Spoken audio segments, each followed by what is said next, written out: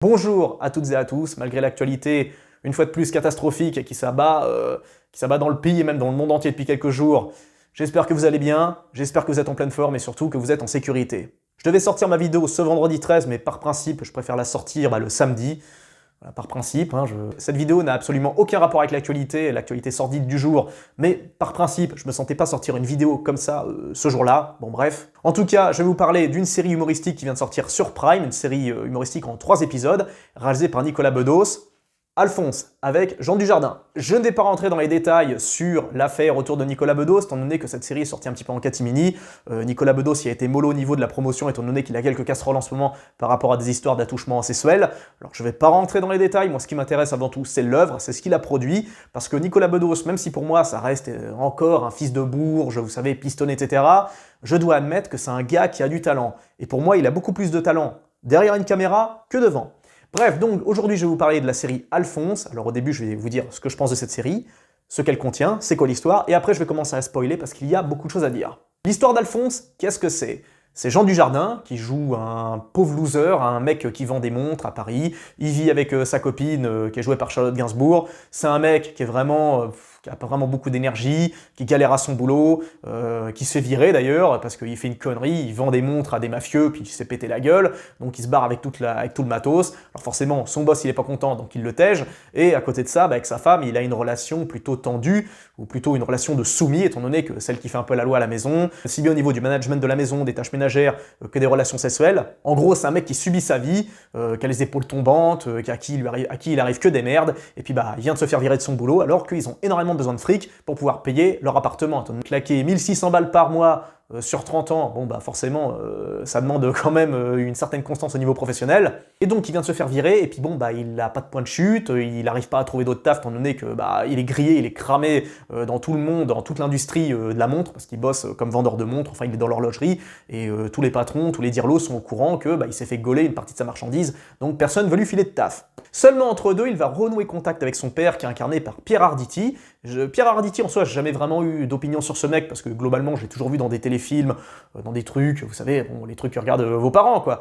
J'ai jamais trop accroché à ce gars, pour autant, je dois avouer que son rôle, il est excellent dans son rôle. Bref, en tout cas, son père, qui est incarné par Pierre Arditi, se retrouve avec un problème cardiaque, il fait une attaque et il est sur le point de claquer. Et Alphonse, donc, il voudrait quand même voir son père, au moins pour le voir une dernière fois, parce que c'est quelqu'un avec qui il était en froid depuis un petit moment, famille divorcée, forcément, il a coupé les ponts avec son père, et quand il apprend justement qu'il est à l'article de la mort, qu'il est à ça d'y passer, il va le voir, et donc il va le voir sur le lit d'hôpital, et les deux vont finir par non pas se réconcilier, mais créer une relation assez inattendue. Mais ça, je vais en parler davantage dans les spoilers.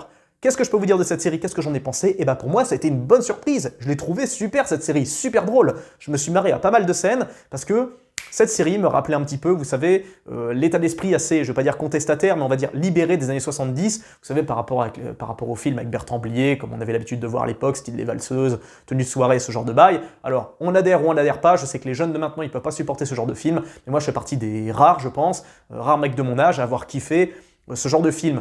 Non pas parce que, comment dire, c'était forcément drôle, mais j'aimais bien le côté provoque, j'aimais bien le côté on va à contre-courant de l'idéologie du moment, on rentre à fond les ballons dans la libération sexuelle, on rentre à l'esprit libertaire. Ça me plaisait dans ces films-là, même si j'ai vu ça bien sûr en différé dans les années 2000. J'aimais bien cet état d'esprit, on sentait bien une certaine forme de rébellion dans ces films. Et là, j'ai envie de dire qu'il y a cette âme-là dans cette série de Nicolas Bedos, avec bien sûr évidemment les thèmes propres à Nicolas Bedos, comme par exemple le thème par rapport à la paternité, étant donné que j'ai pas vraiment suivi l'actu, ni les sketchs, ni forcément ce que faisait Nicolas Bedos. Je vois qui c'est, je l'ai déjà vu en interview, je vois à peu près comment il s'exprime, je vois de quoi il parle, et j'ai remarqué que le thème de la paternité revenait souvent dans les interviews, et alors je vais pas rentrer dans les détails parce que je suis pas forcément un grand connaisseur de son historique, mais a priori, pour lui c'était un petit peu comme une sorte de fardeau et une sorte de don du ciel, le fait d'avoir un père qui était une star, comme son père qui était Bedos, je me souviens plus de son prénom, excusez-moi, parce que j'ai jamais été vraiment un grand fan des comiques français, donc le prénom je l'ai un peu oublié, mais en tout cas, j'ai cru comprendre dans ses interviews qu'il avait il souffrait quelque part, il souffrait, puis en même temps il jouissait du fait que il était fils d'une star, Donc il y a tous ces avantages et bien sûr tous ces inconvénients. Et quelque part, je pense qu'il devait ressentir une sorte de pression par rapport au fait qu'il était dans l'ombre de son père, et il devait malgré tout, malgré les privilèges de classe, par les pistons, etc., il se devait d'exister par lui-même. Et honnêtement, je dois dire que si, en termes de sketch, je le trouve vraiment moyen, en termes d'acting et en termes de réalisation, je le trouve très bon. Parce que pour le peu que j'ai pu voir de ce qu'il a fait, ça colle. Son OSS 117, il était super drôle, et son dernier film, La Belle Époque, que je n'ai pas vu complètement, bon, j'ai vu que des extraits, je vais pas vous mentir, je l'ai pas vu en entier, mais je vais le faire, parce que cette série m'a donné envie de le regarder. Eh bien, pour le peu que j'ai vu dans la bande-annonce et dans le film, on sent bien qu'il a cette approche, ce relationnel presque charnel avec la nostalgie. Et ça, c'est quelque chose qui me parle, parce que la nostalgie, mine de rien, pour la plupart d'entre nous, pour beaucoup d'entre nous, c'est quelque chose qui compte, parce que nos souvenirs, pour beaucoup, écoutez, j'ai presque envie de dire que ça fait partie un petit peu de nos richesses. Moi, personnellement, mes souvenirs, ce que j'ai vécu, je chéris ça à fond, parce que j'essaye de faire en sorte que les bons moments de ma vie, je fais en sorte qu'ils soient inoubliables, qu'ils soient ancrés dans mon âme, dans ma chair, dans mon cœur, par rapport à mes rencontres, par rapport à mes histoires d'amour, par rapport à mes aventures, etc. Je prends vraiment un soin à faire en sorte de préserver tous ces moments, tous ces instants. Je veille à être dans l'instant présent quand il se passe quelque chose que je trouve génial. Ça paraît bateau, la façon dont je le dis, mais quand on creuse un petit peu, on s'aperçoit que c'est un peu plus profond. Bref. D'ailleurs, c'est pour ça, j'invite les jeunes et les moins jeunes de prendre des photos. Prenez un maximum de photos des gens que vous aimez, et prenez un maximum de photos des instants où vous passez un bon moment. Je sais pas moi, une soirée, un anniversaire, je sais pas moi, un dîner avec votre copine, n'importe quoi. Prenez un maximum de photos, parce que ces photos-là, quelque part, ce sera dans le futur vos Madeleines de Proust. Veillez à garder des souvenirs, des bons moments. C'est bête, dit comme ça, mais il faut que je le rappelle, parce que je m'aperçois que y a beaucoup trop de gens, justement, qui prennent pas, surtout aujourd'hui maintenant avec les smartphones, tout ça, on se fout un peu de la gueule des meufs qui prennent sans arrêt des photos de ce qu'elles bouffent au resto, ce genre de bail, mais pour autant, je trouve que c'est une bonne chose de capturer les instants qui vous rappellent justement les bons moments. Et ça, j'ai remarqué, c'est un truc de meuf un petit peu justement. Par exemple, les albums photos, c'est souvent à l'initiative des femmes, des mères de famille, c'est souvent les femmes qui amorcent ces trucs-là. Généralement, les mecs, ils sont pas dans ce délire. Mais il faut reconnaître que moi, de temps en temps, ça m'arrive, je regarde des vieilles photos, de mes amis, de mes copines, de mes potes, comment j'étais même avant, parce que on avance dans l'âge, on avance dans la vie, et c'est important de temps en temps de se retourner pour voir d'où on vient, qui on était, et ça vous aide quelque part à rester un petit peu dans les rails. Mais bref, c'est un autre sujet, je m'égare. Quoi qu'il en soit, c'est ça qui me touche chez Nicolas Bedos, c'est qu'il a ce rapport charnel avec l'amitié, avec l'amour, avec les femmes surtout. Alors peut-être que ça va un petit peu trop loin chez lui, mais bon, ça, par rapport à ses affaires judiciaires, mais je veux pas jouer les perles à la morale et donner des leçons, j'y étais pas, je connais pas ce mec, je connais pas son historique, puis bon... On sait pas, on n'en sait rien, je veux dire, faut se pencher sur le dossier, faut connaître les parties, puis bon, on sait très bien que dans les accusations, c'est pas toujours vrai tout le temps. Bref, là aussi, c'est un autre sujet, excusez-moi, je digresse. En tout cas, dans cette série, j'y ai décelé énormément de sensibilité, énormément de, je vais pas dire de douceur, mais presque, de respect pour la vie, de respect pour les femmes.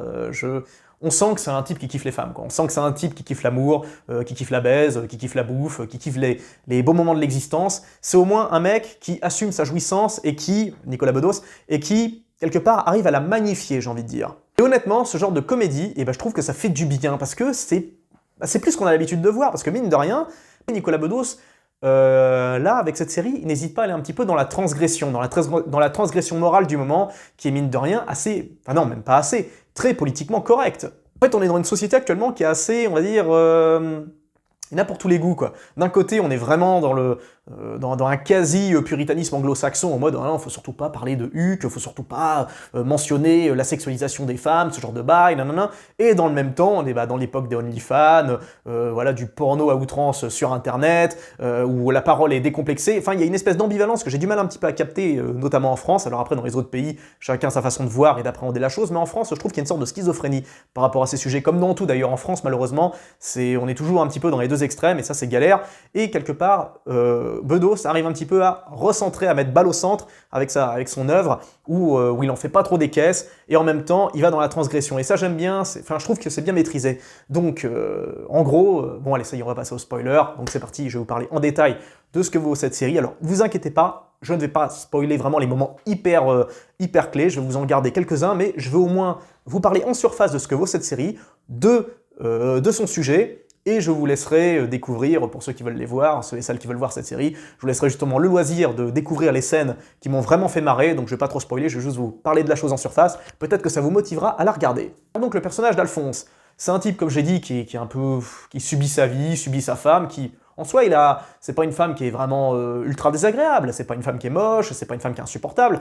Quelque part, elle voudrait justement que son Alphonse devienne un vrai mâle, un alpha, quoi, en quelque sorte. Mais bon, bah, elle fait comme tout le monde, elle essaye de survivre, elle bosse, elle veut son crédit, elle veut son appart, et ils ont quand même malgré tout une relation qui est quand même assez fusionnelle, même si Alphonse, on sent bien qu'il est un petit peu branlant sur les bords. Et donc, au moment où il s'est viré, bah, il apprend que son père vient d'avoir une attaque cardiaque alors qu'il était en train de se faire une gâterie par une femme. Et honnêtement, la scène est vraiment bizarre. Quand vous avez affaire à ça, quand vous voyez cette scène, vous vous dites « Attendez, je comprends pas trop là ». Parce que vous avez une espèce de... ça se déroule en deux histoires simultanées. Il y a Dujardin qui se fait escroquer, il vend des montres à des mafieux bulgares, et puis bon, bah, les mecs, ils lui piquent les montres et lui pètent la gueule. Et en même temps, il y a le père de... C'est vraiment what the fuck, hein, le père de Alphonse, qui est déguisé en général, donc Pierre Arditi, qui rentre dans une pièce qui ressemble un petit peu aux années 40, c'est pour ça que ça me rappelle un petit peu ce qu'il avait fait dans La Belle Époque, où il y avait un petit peu de nostalgie, on remontait un peu dans le temps, où ça parlait de bouffe, de baise, d'amour, de bails comme ça, sauf que là, vous voyez Pierre Arditi qui rentre, qui parle super mal à la meuf qui lui fait à bouffer, enfin une nana enfin vous verrez bien, et en gros, bah, il sait faire une gâterie, et il fait une attaque cardiaque pendant qu'elle lui fait son truc. Et on apprend que Pierre Arditi est un gigolo. On apprend que bah, malgré le fait que le gars arrive à 80 balais, c'est un type qui est payé pour rendre du plaisir à des femmes.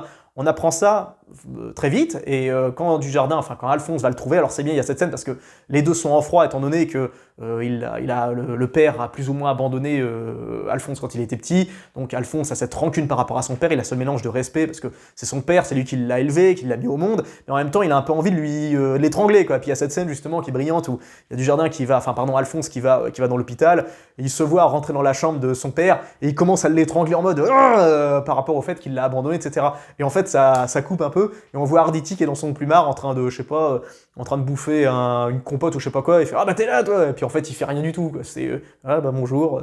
Ça j'aime bien ce genre de choses où le mec est montré un petit peu dans sa tête, il se voit comme un mec badass, et puis en réalité c'est un mec normal, lambda, qui fait pas plus de dingueries que d'ordinaire. Et donc avec le temps, Alphonse reprend contact avec son père, etc. On a droit à quelques révélations que je vais pas trop spoiler, mais en gros, son père, le père d'Alphonse, pousse son fils à prendre la relève, à devenir un gigolo également. Et franchement, c'est juste super drôle et c'est super cool de voir ça. Et j'aime bien ce côté transgressif, et en même temps, bah, c'est un petit peu The French Gigolo. C'est marrant de voir Jean Dujardin qui est au début une espèce de mec vraiment faible et qui subit la vie, qui a vraiment aucune répartie. Pour le coup, Jean Dujardin, il joue super bien ce personnage, où en mode, c'est un peu une grosse victime, et au fur et à mesure du film, vous le verrez upgrader, devenir, avoir plus d'assurance, avoir une meilleure gestuelle. Enfin, il a su apporter de l'épaisseur et de la personnalité à son personnage, chose que je trouve il avait quasiment pas réussi à faire sur Les Chemins Noirs, par exemple. Donc Arditi, enfin son père, lui montre tous les trucs pour devenir un super gigolo. Alors Dujardin, Alphonse, il l'a emmené à s'occuper de femmes assez âgées, donc il doit s'occuper de femmes qui ont 10, 20, 30, voire 40 ans de plus que lui, et honnêtement, on a droit à pas mal de scènes touchantes, des scènes drôles et vraiment touchantes, comme par exemple, il doit aller voir un moment une dame qui veut revivre ce qu'elle a vécu avec son mari qui est mort d'une crise cardiaque quelques années avant, et elle paye donc le père d'Alphonse pour en gros qu'elle lui envoie un mec comme son fils, qui se grime en vieux, pour justement qu'il revive un petit peu les moments qu'ils vivaient quand ils étaient ensemble, genre regardez qui veut gagner des millions, couper des carottes ensemble, aller se brosser les dents puis aller dormir, enfin il y a une certaine forme de poésie et de douceur dans ce genre de geste, où la pauvre femme elle vit seule, elle doit finir ses jours seule, ça c'est quelque chose de terrible, la solitude on n'en parlera jamais assez, mais c'est quelque chose de terrible pour l'humain, car l'humain n'est pas vraiment fait pour ça, pour la solitude, enfin du moins à un certain niveau. Et il y a d'autres moments où Jean Dujardin, Alphonse, je vais y arriver, il doit aller voir une autre nana pour justement faire son boulot, et avec une espèce de simulacre où il doit jouer un personnage, genre à un moment il doit aller voir une riche bourgeoise du centre-ville de je sais plus quel quartier de Paris, et en gros il doit maîtriser sur le bout des ongles Victor Hugo, alors que le mec il y comprend absolument rien à la poésie, donc c'est n'importe quoi, il ne fait que des conneries, il bafouille, il se gourde de phrases, il fait n'importe quoi, mais bref, c'est tordant, c'est super drôle, et voilà, j'ai pas envie de spoiler davantage, tout ce que je peux vous dire c'est que le personnage, Pierre Arditi, est excellent, là pour le coup, on ressent bien que c'est un acteur de théâtre, parce que les acteurs de théâtre sont les meilleurs dans le cinéma, c'est vraiment, vous prenez un acteur de théâtre, vous le balancez derrière une caméra, et les mecs ils vous font des dingueries, quoi. C'est vraiment les meilleurs, quand ils sont bien exploités, les acteurs de théâtre ils sont indestructibles, ils vous font n'importe quoi, et dans son rôle j'ai trouvé génial Pierre Arditi, vraiment touchant, poignant, humain, chaleureux, j'ai jamais vu aussi chaleureux, alors que le mec, ça fait au moins 30 ans que je le vois passer à la télé tous les jours. Et Jean Dujardin, pour le coup, son rôle est excellent, et son duo qu'il fait justement avec Arditi, avec sa femme, avec celle Charlotte Gainsbourg, enfin il a su créer une alchimie avec tous ses personnages, il est excellent, il est super. Le seul bémol que je trouve à cette série, c'est que la fin, je trouve que la fin de ce 3e épisode a été un peu bâclée. Ça ne répond pas à certaines questions qui auraient dû être répondues, comme par exemple, à un moment, il fait ça dans le dos de sa femme, ces histoires de gigolisme, parce qu'il doit rapporter du cash, il doit rapporter du fric. Son père, à côté de ça, il se charge de trafiquer ses feuilles de paye pour faire style qu'il a toujours un boulot, etc. Mais il se fait un moment grillé du jardin, et sa femme comprend qu'en gros, il bosse plus dans ce qu'il faisait avant, elle apprend qu'il s'est fait virer, et la série insiste pas assez là-dessus. J'aurais bien aimé voir une scène justement où Gainsbourg a une explication frontale avec son mec, où elle comprend que c'est un gigolo, et les deux doivent, lui, il doit s'expliquer. Ça aurait été bien de montrer ça, et malheureusement, ce n'est pas montré. Pour autant, globalement, la série est vraiment cool, elle est vraiment sympa, elle est vraiment drôle. Moi, j'ai passé un bon moment. Peut-être que ce ne sera pas votre cas, peut-être que ce sera votre cas, j'en sais rien, je ne connais pas votre rapport à l'humour. En tout cas, moi, j'ai un rapport à l'humour qui est très simple. J'aime bien j'aime bien l'humour français, et pour le coup, c'est un humour français. Pas un humour français comme on a l'habitude de voir dans les comédies françaises, vous savez, hyper vulgose, bruyant, tout ça gueule de partout, où ça traite des histoires d'alcôve dans la bourgeoisie, ce genre de bail. Non, là pour le coup, même si ça se déroule dans Paris, dans des quartiers plutôt huppés, Bedos a réussi à créer un univers, à nous emmener dedans et à trouver des punchlines qui matchent, des scènes vraiment drôles, vraiment loufoques, des moments de complicité, enfin, il y a de tout dans cette série, c'est pour ça que je l'ai bien kiffé, honnêtement, je lui mets un 7 sur 10. Il y a juste la fin que je trouve un petit peu limite, ça aurait été génial qu'on ait eu un 4e épisode. En tout cas, moi je me contente de ça, c'est déjà très bien, donc je vous invite à regarder donc Alphonse. Bonne petite surprise du moment, n'hésitez pas à la regarder, surtout donnez-moi votre avis dans les commentaires. Laissez un petit peu de temps à la série, laissez-la un petit peu monter tout doucement, vous verrez que, je pense que ça fera son effet, parce qu'au début j'étais en mode, ouais bon allez, il se passe quelque chose. Au bout de 20-30 minutes, là ça commence à être fun. Bon allez, je m'arrête pour aujourd'hui, je vous souhaite un excellent week-end, prenez bien soin de vous, plein de bisous à tous, ciao. Et n'oubliez pas de vous abonner si vous n'êtes pas abonné et que vous me regardez, n'hésitez pas à liker cette vidéo, ça vous a plu également, et surtout, donnez votre avis dans les commentaires. Ciao.